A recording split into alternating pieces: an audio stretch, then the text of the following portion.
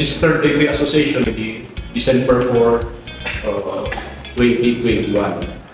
Ang problema kami di 2022 adalay iti sakit iti baboy ASF katang kami mabalin nga inapoy iti baboy ng India roar outside the tuba.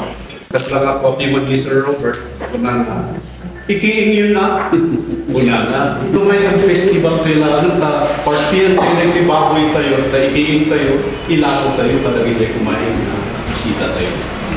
Ijay nga nag-start ini January 28, 2022.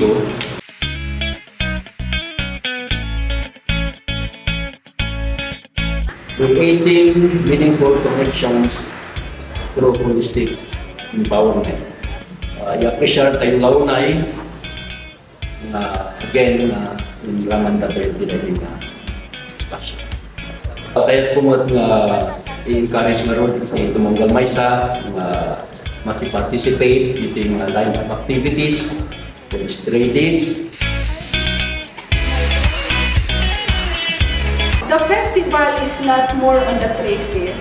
If you will see the meaning of the festival, main objective of the association is more on the strengthening and the reviving and the restoration of the environment.